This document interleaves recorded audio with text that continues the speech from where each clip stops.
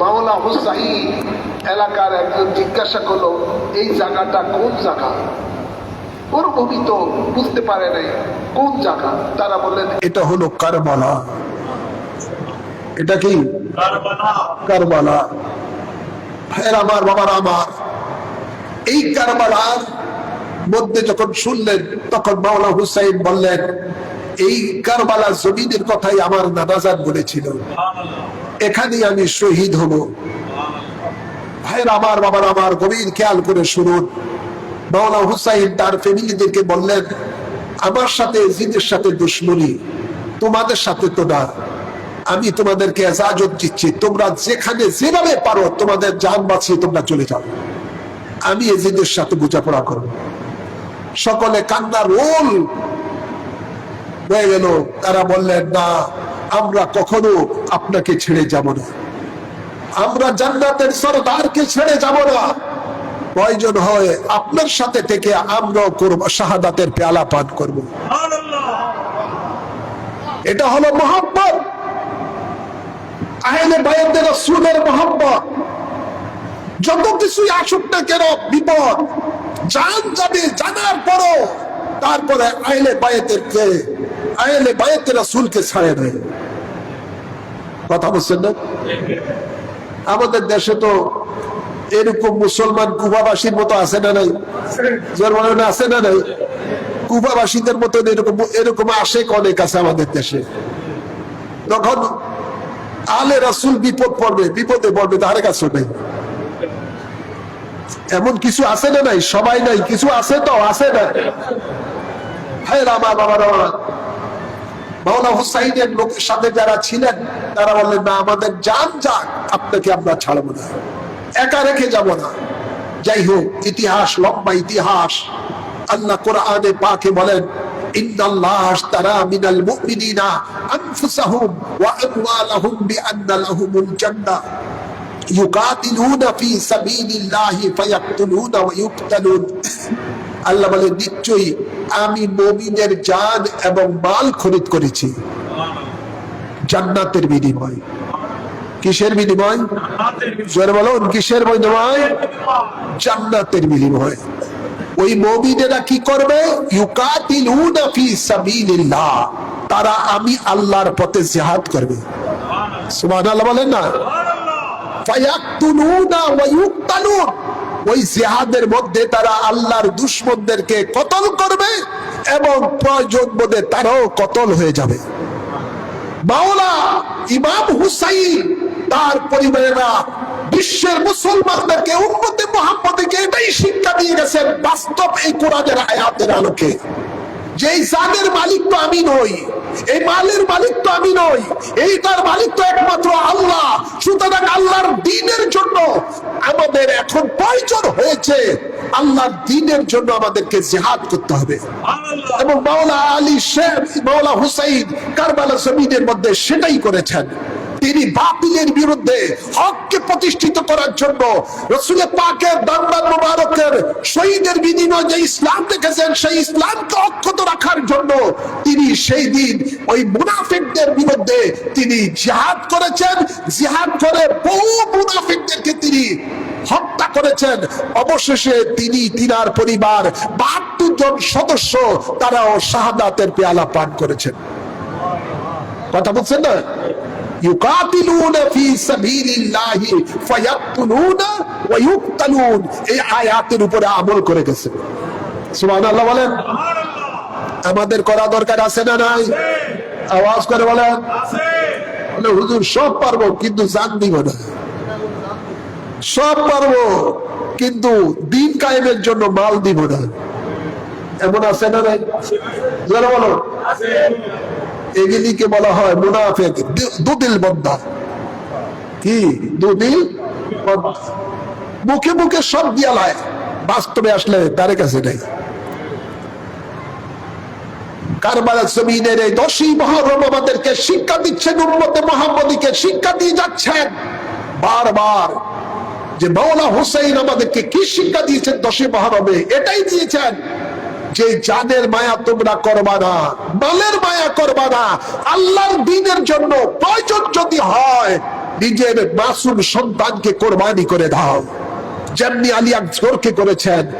তিনি আমাদেরকে শিক্ষা দিয়েছেন দ্বীনের জন্য যদি প্রয়োজন হয় যুবক ভাতিজাকে কোরবানি করে দাও, যেমনি ভাবে তিনি ইমাম কাসেমকে করে দিয়েছেন।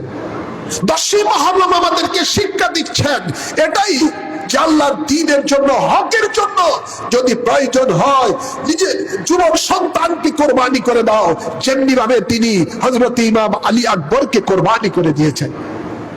সুবহানাল্লাহ বলতেন না? 10ই মুহররম আমাদেরকে এটাই শিক্ষা দিচ্ছেন যে আল্লাহর দ্বীনের জন্য, হকের জন্য যদি প্রয়োজন হয় দেশ থেকে দেশান্তর হয়ে যাও। বিনা মাওলা হুসাইন তাই আমাদেরকে শিক্ষা দিয়েছেন, দেশ থেকে দেশান্তর হয়েছেন। তিনি আমাদেরকে শিক্ষা দিয়েছেন দ্বীনের জন্য, হকের জন্য যদি প্রয়োজন হয় নিজের জানকেও আল্লাহর রাহে কোরবানি করে দাও, যেমনি ভাবে তিনি এই 10ই মুহররম কারবালা জমিনের মধ্যে কোরবানি হয়েছেন। সুবহানাল্লাহ বলতেন না? 10ই মুহররম শুধু খিচুড়ি খাওয়ার দিন না, এখানে শিক্ষার দিন আছে। আমাদেরকে শিক্ষা নিতে হবে। জান্নাতের সরদার আমাদেরকে কি শিক্ষা দিয়েছেন আমাদেরকে সেগুলো জানতে হবে, সেই আলোকে আমাদেরকে চলতে হবে। ভাইয়ের আমার, বাবার আমার, মনে রাখবেন যারা আল্লাহর রাহে শহীদ হয়, কতল হয়, তাদেরকে আল্লাহ বলেন তোমরা মৃত বলো না। ওয়ালা তাকুনু লিমান ইউকতালু ফি সাবিলিল্লাহি আমওয়াত বাল আহইয়াউ ওয়ালাকিন লা তাশউরুন। আল্লাহ বলেন খবরদার, যারা আমি আল্লাহর রাহে শহীদ হয়, কতল হয়, তাদেরকে তোমরা মৃত বলো না। তারা কি? আল্লাহ বলেন বাল আহইয়া, তারা হলো জিন্দা। সুবহানাল্লাহ। তারা কি? তারা কি? জিন্দা। আল্লাহ বলেন তোমরা তাহা উপলব্ধি করতে পারো না। তোমরা দুনিয়ার চক্ষুতে দেখো তিনি লাশ হয়ে আছে, আসলে লাশ নয়। আল্লাহ বলেন আমি আল্লাহর কুদরতি নজরে দেখতেছি আমার এই বান্দা, যেটা আমি আল্লাহর রাহে কোরবানি হয়েছে, সে জিন্দা। এবং জিন্দা আছেন বিধায় আল্লাহ কোরআনের আরেকটি আয়াতে বলেন আমার রাহে যারা শহীদ হয়েছে এদের কবরের মধ্যে আমি জান্নাতি রিজিক দেই। রিজিক কি জিন্দায় খায় না মুর্দায় খায়? জোরে বলো। রিজিক তো জিন্দায় খায়। তো আল্লাহ বলেন আমি এদের কবরের মধ্যে ইয়ারযুকুন, তাদেরকে কবরের মধ্যে রিজিক পাঠাই। মাওলা হুসাইন শাহাদাতের পেয়ালা পান করে কিয়ামত পর্যন্ত জিন্দা আছেন, অমর হয়ে আছেন। তাই তো 10ই মুহররম আসলেই, মুহররম মাস আসলেই মাওলা হুসাইনের প্রেমিকেরা ওনাকে স্মরণ করেন শান শৌকতে। ঠিক না বেটি? আর এজিদ মালাউন, এজিদ কি? জোর বলো না, এজিদ কি? এজিদ মালাউন নিঃসন্দেহে কাফের, নিঃসন্দেহে কাফের। কবির খেয়াল করে শুনুন, বুখারী শরীফের হাদিস, নবী বলেন কেতালু মুসলিমু কুফরুন, একজন মুসলমানকে কেউ যদি হত্যা করে এটা তার কুফরি কর্ম। তো একজন সাধারণ মুসলমানকে কেউ যদি অন্যায়ভাবে হত্যা করে এটা তার কুফরি কর্ম। আর যে কুফরি কর্ম করে তার ঈমান থাকে না, সে কাফের হয়ে যায়। আর মাওলা হুসাইন তো শুধু মুমিন নয়, মুমিনের ঈমান, মুমিনের ঈমান। মাওলা হুসাইন তো মুমিনের ঈমান। আর তাকে, উনাকে যারা শহীদ করেছে এরা আবার মুমিন হইতে পারে? এরা কি আবার ঈমানদার হইতে পারে?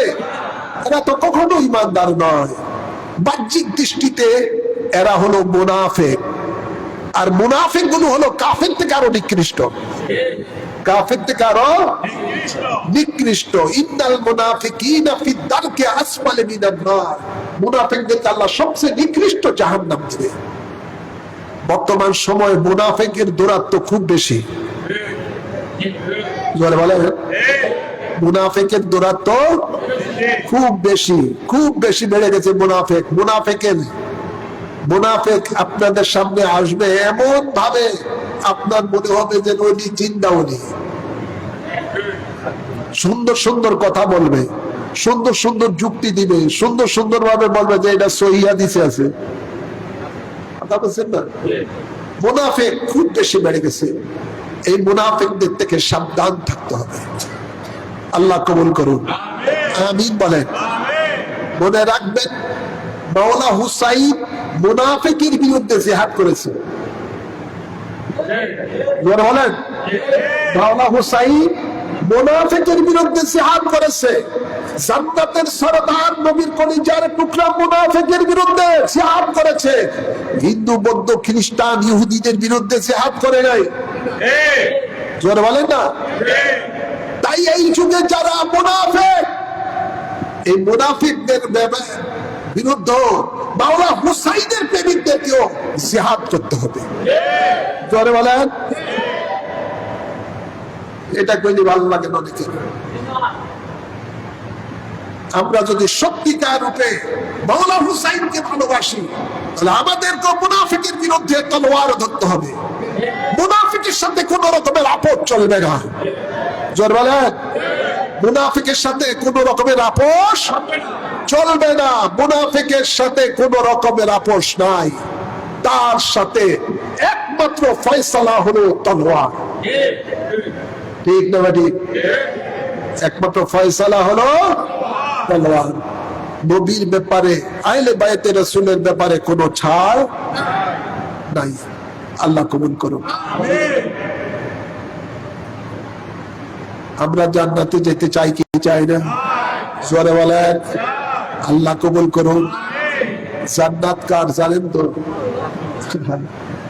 জান্নাত তো আল্লাহ তৈরি করছে, কিন্তু এই জান্নাত আবার আল্লাহ তার হাবিবকে দান করে দিয়েছেন। এই জন্য জান্নাতের গেটে আমাদের নবীর নাম লেখা আছে। দলিলের মধ্যে মালিক যে তার নাম থাকে। জোরে বলেন। দলিলের মধ্যে মালিক যে তার নাম থাকে। এখানে আপনাদেরকে একটা, আমাদের এলাকারই সকল মানুষ একটু আপনাকে বুঝিয়ে দিচ্ছি। আপনারা অনেকে যারা পুরাতন, আজ থেকে 37 বছর 40 বছর আগে, কত বছর? 40 বছর। কত বছর? 40 বছর আগে এই সামনে ছিল ডোবা। সামনে ছিল ডোবা। এখানে একটা টিনের সাবরা, খুব অল্প ছোট একটা মসজিদ ছিল, সাবরা। তো হুজুর কেবলারে আমি বলি, হুজুর একটা সব দরবারে মাদ্রাসা আছে, আমি একটা মাদ্রাসা করতে চাই আপনার নামে। হুজুর বলেন ঠিক আছে করো। ওই সময় মাওলানা মন্নান ত্রাণ মন্ত্রী ছিল। আমার সাথে তার সাথে একটু ভালো সম্পর্ক ছিল আলিয়া মাদ্রাসায় লেখাপড়া করতে সময়। তো আমি মাওলানা মন্নানের কাছে বললাম যে আমি বাড়িতে একটা মাদ্রাসা করবো, আমার কিছু টিন দেন। ওই সময় এরশাদের সময়। তো উনি 10 বান না 20 বান টিন দিছে। যেহেতু মাওলানা মন্নান হুজুর কেবলার কাছে মাদ্রাসা তো সাকা লাইনে লেখাপড়া করছে, কথা বুঝছেন না? হুজুরকেও খুব মানত। তো ওই টিন দিয়ে এখানে একটা লম্বা ঘর করলাম। টিন ও পড়াইছে, শফিকে পড়াইছে প্রথম যখন শুরু করলাম, পড়াইলাম। এখন আমার খেয়াল হলো যে এটাকে কি করতে হবে, এই মাদ্রাসাকে সরকারি করতে হবে, দাখিল মঞ্জুরি করতে হবে। তখন নিয়ম হয়েছে 1 একর সম্পত্তি। কত? 1 একর সম্পত্তি প্রতিষ্ঠানের নামে দেখাইতে হবে। তো এই জায়গা সহ টুকটাক আর মাঠ, এখন যে মাঠ দিচ্ছেন এগুলো সব 10 ফুট নিচে জমিন খেত ছিল। কি ছিল? খেত ছিল অনেক নিচা, শুধু এটুকুই ছিল ভরত। তো ওই সময় আম্মা হুজুরকে বললেন, যেটা আমার মুর্শিদ কিবলা সব সম্পত্তি আম্মার নামে হেবা করে দিয়েছিলেন। তো আম্মাকে বললাম যে আব্বার নামে মাদ্রাসা করতেছি, মাদ্রাসায় আবেদিয়া মুজাদ্দিদিয়া, তো কিছু সম্পত্তি তো লাগে। তো উনি 50% সম্পত্তি দিলেন। সুবহানাল্লাহ বলেন না? এখন দরকার আরো 50%। এই আব্দুল মতিন মামু মামু কয়, আব্দুল সত্তার এর ভাই, এরা দরবারের মুরিদ। তা আমি কি করা যায় পরামর্শ করলাম। হুজুর আমার কিছু সম্পত্তি আছে, আমাদের ডাকাতিয়া নদী ভাঙ্গা হয়ে গেছে, ওই পাড়ে গেছি, কিছু সামান্য আছে কিন্তু দলিল আছে, আমি কিছু এটাই দেন, এটাই দেন। এরপরে সেদিন উনি দিচ্ছেন 50%। কত শতক? 100% সম্পত্তি। 100% সম্পত্তি নিয়ে এই কাজ শুরু হলো। আস্তে আস্তে আস্তে আস্তে এটা মানে বোর্ডের, মাদ্রাসা বোর্ডে জমা দেওয়া হলো, সব শিক্ষকদের নাম টাম সবকিছু কাগজপত্র জমা দেওয়া হলো। এরপরে এই মাদ্রাসাটা দাখিল মঞ্জুরি পেল, আলহামদুলিল্লাহ। এখন বর্তমানে এই অন্তর্বর্তীকালীন সরকার ক্ষমতা আসার পরে এই শিথিল করে দিছে অনেক। এখন মনে হয় 30-35% দাখিল মঞ্জুরি পাওয়া যায়, অল্প, হ্যাঁ 33%, কিন্তু আগে ছিল এটা 100% সম্পত্তি লাগবে। যাই হোক, তো আমরা এবং মতিন মেম্বার সহ ওরা যখন দিয়ে দিলেন 50%, এই সম্পত্তিটা তখন তিনি টোটালি এই যা আছে ঘরট উপরে সব মাদ্রাসার নামে দান করে দিলেন। কালক্রমে এই মাদ্রাসার এই সম্পত্তির মালিককে, মাদ্রাসা জোর বলেন না, মালিককে, এই সামনে টামনে এগুলি সব হয়েছে, এটার মালিক মাদ্রাসা। মাদ্রাসা যেহেতু ওখানের মধ্যে দলিলের মধ্যে লেখাই আছে এটা মাদ্রাসা নামে দান করা, যেটা দান হয়ে যায় এটা তখন আর ওয়ারিসেরা কেউ এটার মালিক থাকে না। ওখানে লেখা আছে কেউ দাবি করলে ওয়ারিসেরা তো এটা গ্রহণযোগ্য হবে না। এটা এখন মালিক সরকার হয়ে গেছে। কে হয়ে গেছে? মালিক সরকার হয়ে গেছে। মাদ্রাসা যেহেতু সরকারি মাদ্রাসা, সরকারি মঞ্জুরি মাদ্রাসা, সেহেতু মালিক সরকার হয়ে গেছে। এখন এখানের মধ্যে যখন মসজিদ হয়ে গেছে এই জায়গার মধ্যে বড় করে, মসজিদের নামে কোনো সম্পত্তিও নাই, আর মাদ্রাসা সম্প্রসারণের জন্য আমি পরে ওখানের মধ্যে জমি কিনলাম, আমার নামে জমি কিনে সেখানের মধ্যে মাদ্রাসার বর্তমান 4 তলা ভবন এবং অন্যান্য সবকিছু এগুলো রয়েছে। তো যেহেতু মাদ্রাসা এক জায়গায়, মসজিদ এক জায়গায়, আর মসজিদের ছাত্ররা, মাদ্রাসা ছাত্ররা এখানে লেখাপড়া করে, ইউনুর সাথে পরামর্শ করে, ইউনু হলো মাদ্রাসার সভাপতি, তখন কমিটির সভাপতি, তখন পদাধিকার বলে ইউনুর সভাপতি। তার মানে এই মোহাম্মদ আলী সুপার দৌড়াদৌড়ি করে ইউনুর সাথে পরামর্শ করে এটা নিষ্কণ্টক কিভাবে করা যায়, মাদ্রাসা জায়গা কিভাবে মাদ্রাসাতে করা যায়, তখন পরামর্শ করে এই মাদ্রাসা অফিসেই মিটিং হলো। ইউনু নিজে মিটিং এছেন, কমিটির মেম্বার যারা আছেন তারা সকলে উপস্থিত হয়েছেন। সকলের সম্মতিক্রমে মাদ্রাসার সাথে আমার সাথে একটা এজ বদল হয়েছে। কি হয়েছে?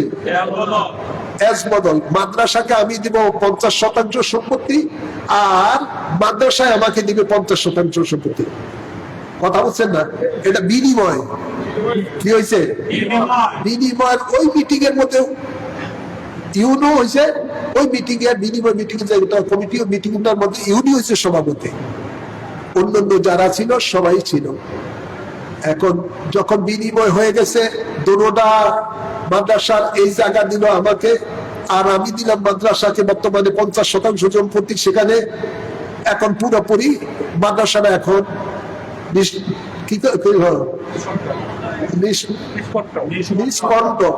মানে এটার মধ্যে আর কোনো ঝামেলা নাই। এখন মসজিদ যখন এখানে হয়ে গেছে, মসজিদের নামে কোনো ইয়েও নাই, জায়গাও নাই, আমি তখন কি করলাম, এই মসজিদের জন্য আমি 30% সম্পত্তি ওয়াকফ করে দিলাম। মসজিদ ক্লিয়ার হয়েছে তো? মসজিদও ক্লিয়ার। হ্যাঁ, এটা আমার নিজের সম্পত্তি। যেহেতু আমি দিছি মাদ্রাসাকে 50, মাদ্রাসা আমাকে দিছে 50, বিনিময় হয়েছে। আমি তখন এই আমার সম্পত্তিটা আবার আমি ওয়াকফ করে দিয়েছি, এটা করে দিয়েছি মসজিদের নামে। আরে কি করলাম, এই যে জায়গাটা রসুল শরীফ যখন উপজেলা নির্বাচনে দাঁড়াইছে, আমি 1,05,000 টাকা তাকে দিলাম, সে জমি বিক্রি করো আমার সাথে। ওই সময় কিন্তু 1 লক্ষ টাকা দিয়ে 50% জমি পাওয়া যায়, সস্তা জমি ছিল। পরে রশিদ শরীফ উপজেলা চেয়ারম্যান হওয়ার পরে দেই দিচ্ছি করে করে শেষ পর্যন্ত সে কি করলো, এই 88% সম্পত্তি এই মাজার শরীফের পশ্চিম পাশের জায়গাটা নিয়ে এটুকু, এটা আমার নামে কি করেছে, রেজিস্ট্রি করে দলিল করে দিছে।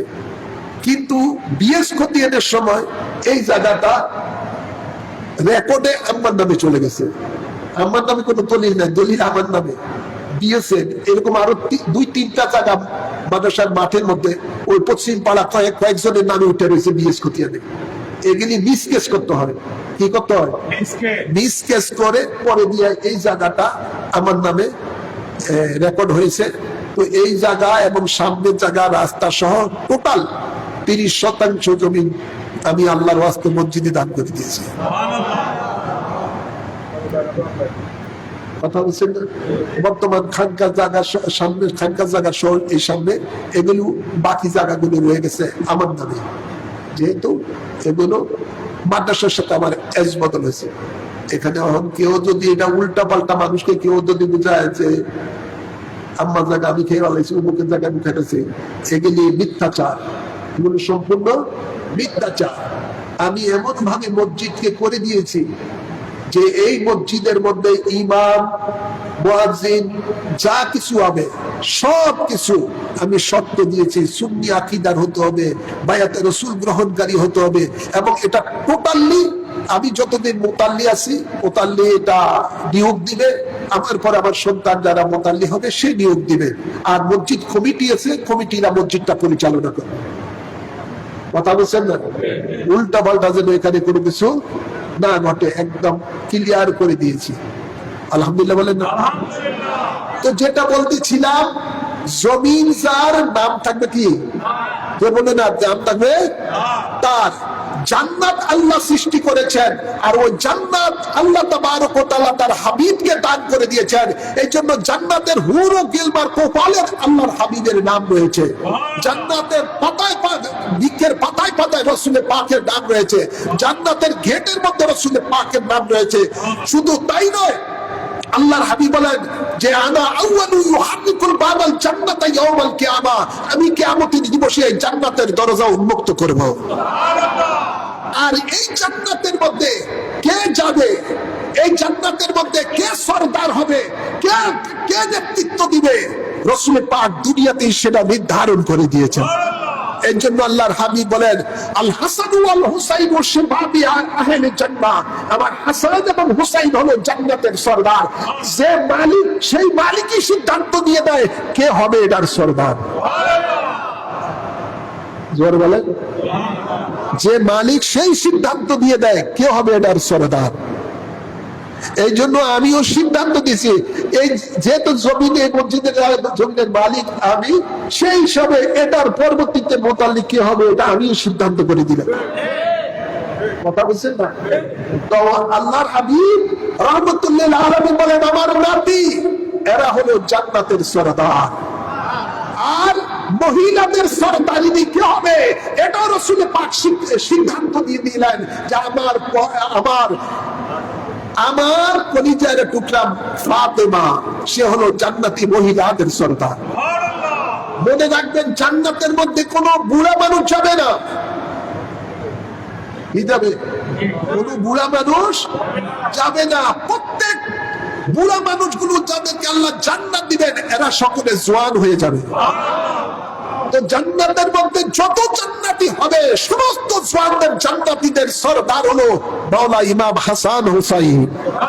জান্নাতি মহিলাদের সরদারিনী হলেন মা ফাতেমা। তো আমরা যারা জান্নাতে যেতে চাই আমাদেরকে অবশ্যই অবশ্যই ওনাদের সাথে সম্পর্ক রাখতে হবে। রাখা দরকার আছে না? না ওনাদের সাথে দুশমনি করে জান্নাত চাইতে চাই। জান্নাতের যে সরদার, জান্নাতের যে মালিক, তাদের সাথে আমাদেরকে মহব্বত রাখতে হবে, তাদের সাথে সুসম্পর্ক রাখতে হবে। আর এই সুসম্পর্ক রাখার কারণেই কিয়ামতের দিবসে তাদের সাথে আমাদের হাসর নসর হয়ে যাবে। এই 10ই মুহররম মাওলা হুসাইন আলাইহিস সালামের সাথে যারা মহব্বত রাখবে, আলে রাসূলের সাথে যারা মহব্বত রাখবে, নিঃসন্দেহে মাওলা হুসাইনের সাথে কিয়ামতের দিবসে তাদের সাথে জান্নাতে থাকার ব্যবস্থা হয়ে যাবে। আল্লাহ কবুল করুন, আমিন বলেন। ওয়া মা আলাইনা ইল্লাল বালাগ। কি আবার বলেন? আল্লাহ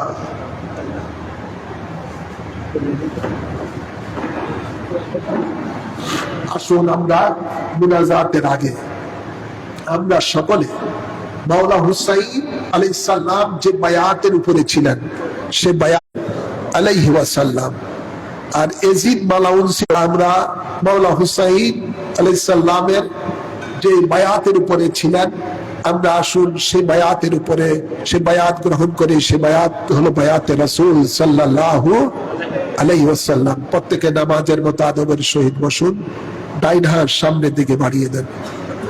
বলুন বিসমিল্লাহির রহমানির রহিম। আমি ঈমান আনিলাম আল্লাহ ও রাসূলের উপর, ঈমান আনিলাম কোরআন ও হাদিসের উপর,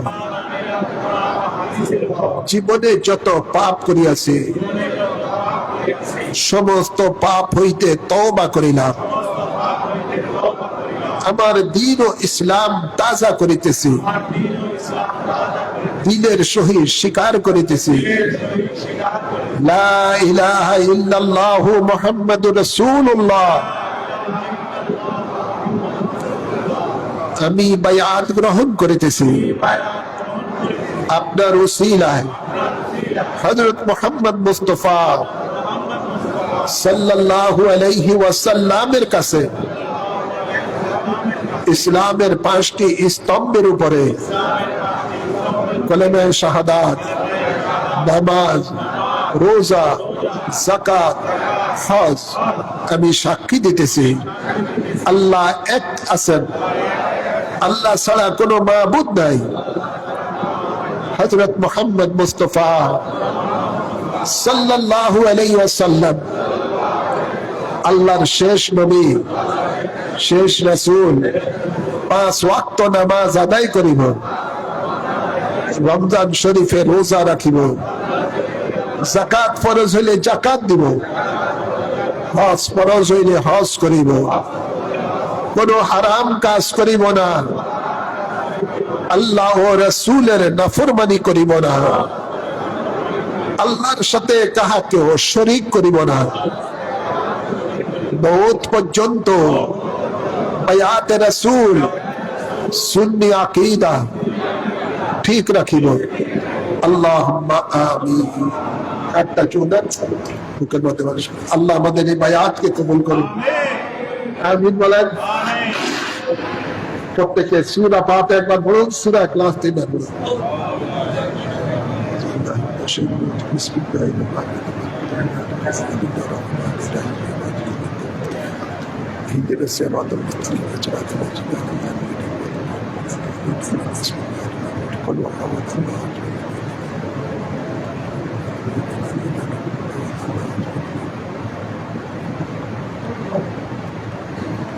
اللهم آمين.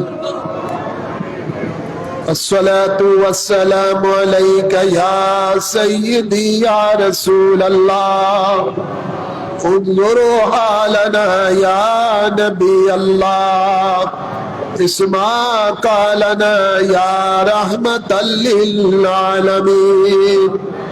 اللهم اغفر لي ولوالدي ولجميع أمة محمد صلى الله عليه وسلم.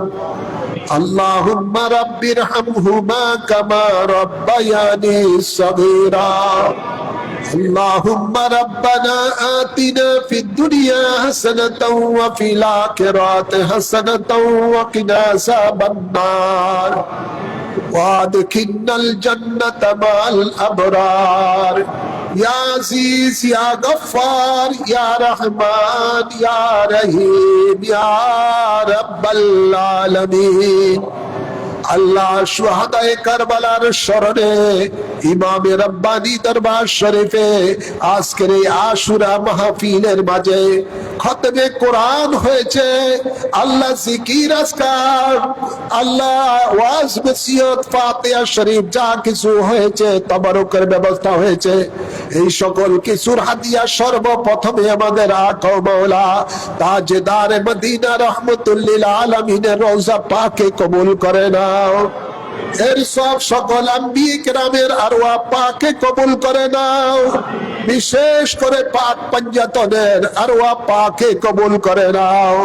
বিশেষ করে আল্লাহ কারবালা জমিনের মধ্যে দ্বীনের জন্য মাওলা হুসাইন সহ নবী পরিবারের ৭২ জন সদস্য যারা শাহাদাতের পেয়ালা পান করেছেন, সকলের আরওয়াহ পাকে কবুল করে নাও। আল্লাহ এর সব সকল শুহাদায়ে কেরামের আরওয়াহ পাকে কবুল করে নাও। সকল সাহাবায়ে কেরামের আরওয়াহ পাকে কবুল করে নাও। সকল আজওয়ায়ে মুতাহারার আরওয়াহ পাকে কবুল করে নাও। সকল তাবিঈন, তবে তাবিঈন, ইমামে মুজতাহিদিন, গাউস, কুতুব, ওলি, আবদাল গণের আরওয়াহ পাকে কবুল করে নাও। আল্লাহ গাউসে পাক খাজা গরিবে নওয়াজ বাউদ্দিন নকশবন্দি মুজাদ্দিদ আল-ফিসানির আরওয়াহ পাকে কবুল করে নাও। ইমাম আবু হানিফ, ইমাম শাফি, ইমাম মালিক, ইমাম হাম্বলের আরওয়াহ পাকে কবুল করে নাও। আমার মুর্শিদ কিবলা মজান কিবলার আরওয়াহ পাকে কবুল করে নাও। আমার ভাই বোন আত্মীয় স্বজনের মধ্যে যারা ইন্তেকাল হয়েছে, শ্বশুর শাশুড়ি, সকলের আরওয়াহের মজের সব কবুল করে নাও। আল্লাহ আমাদের মধ্যে যাদের মা বাপ, দাদা দাদি, নানা নানি, শ্বশুর শাশুড়ি, আত্মীয় স্বজন কবরবাসী হয়ে গেছে, সকলের আরওয়াহের মজের সব কবুল করে নাও। ইয়া রাব্বাল আলামিন, মাওলা মেহেরবান খোদা, যত এই দরবারের আশিকান মুরিদান মুহিব্বান কবরবাসী হয়ে গেছে, সকলের আরওয়াহের মজের সব কবুল করে নাও। আল্লাহ মাওলা হুসাইন সহ নবী পরিবারের যারা শাহাদাতের পেয়ালা পান করেছেন, সকলের শাহাদাতের সদকাতে আমাদের জানা অজানা গুনাহ মাফ করে দাও। আমাদের মা বাবা, স্ত্রী, পরিবার, সন্তানের গুনাহ মাফ করে দাও। আল্লাহ আশিকান মুরিদান মুহিব্বানের গুনাহ মাফ করে দাও। ইয়া রাব্বাল আলামিন, মাওলা হুসাইনের মহব্বত, আলে রাসূলের মহব্বত আমাদের অন্তরে জোরদার করে দাও। মাওলা হুসাইন যেই পথে আল্লাহ জান মাল কুরবান করেছেন, আমাদেরকে সেই পথে জান মাল কুরবান করার তৌফিক দান করে দাও। আল্লাহ আমাদের মাঝে যারা মুসিবতে আছে, মুসিবত দূর করে দাও। যারা অসুস্থ আছে তাদেরকে শাফা করে দাও। যারা অভাবে আছে অভাব দূর করে দাও। হালাল রিজিকের ব্যবস্থা করে দাও। আল্লাহ অনেকের ভাই বেরাদের আত্মীয় স্বজন বিদেশে রয়েছে, আল্লাহ তাদেরকে বিপদ আপদ থেকে হেফাজত দান করে দাও। এই দরবারের অনেক আশিকান মুরিদান মুহিব্বান বিদেশে রয়েছে, আল্লাহ তাদেরকে সকলকে রহমতের ছায়ার মাঝে কবুল করে নাও। ইয়া রাব্বাল আলামিন, বাংলার জমিনে কোরআন সুন্নাহর রাজ কায়েম করে দাও। ইসলামিক ফ্রন্ট বাংলাদেশকে কবুল করে নাও। ইসলামিক যুব ফ্রন্টকে কবুল করে নাও। ইসলামী ছাত্র সেনাকে কবুল করে নাও। হিজবুর রাসূল কমিটিকে কবুল করে নাও। আহলে সুন্নাত ওয়াল জামাতকে কবুল করে নাও। ইয়া রাব্বাল আলামিন, মাওলা বাংলাদেশের উপরে তোমার রহমত বরকত দান করে দাও। আল্লাহ নবী ওলির দুশমন, আলে রাসূলের দুশমনদেরকে নেস্তে নাবুদ করে দাও। আল্লাহ আমেরিকা, ইসরায়েল, ইসলামের দুশমনদেরকে নেস্তে নাবুদ করে দাও। ইরানকে পরিপূর্ণ জয়লাভ করে দাও। ইয়া রাব্বাল আলামিন, আমাদের সকলের আমিনকে কবুল করে দাও। ইয়া রাব্বাল আলামিন, এই আশুরার মাহফিলের জন্য যারা তাবারুকের ব্যবস্থা করেছেন, বিভিন্ন ভাবে সহযোগিতা করেছেন, মসজিদ কমিটি সহ যারা এলাকাবাসী অনেকে কষ্ট করেছেন, আল্লাহ প্রত্যেকের এই দানকে তোমার রহমতের দরবারে কবুল করে নাও। মাওলা হুসাইনের প্রেম ভালোবাসা মাধ্যমে তারা যেন দুনিয়া আখিরাতের নিয়ামত পেতে পারে, সেই তৌফিক দান করে দাও। ইমামে রব্বানি দরবার শরীফের অসমাপ্ত কাজ সমাপ্ত বা তৌফিক দান করে দাও। সামনে অনেকে এইচএসসি পরীক্ষা দিবে, কেউ আলিম পরীক্ষা দিবে, আল্লাহ তাদেরকে ভালোভাবে পরীক্ষা দিয়ে ভালো রেজাল্ট করার তৌফিক দান করে দাও। اللهم وصلنا إلى مقاصدنا وتب علينا إنك أنت التواب الرحيم اللهم تقبل منا إنك أنت السميع العليم وتب علينا إنك أنت التواب الرحيم بجاه حبيبك سيد المرسلين وصلى الله تعالى على خير خلقه سيدنا ونبينا وشفينا وحبيبنا ومولانا محمد وآله وصحابه أجمعين آمين آمين بحق كلمة طيبة لا إله إلا الله محمد رسول الله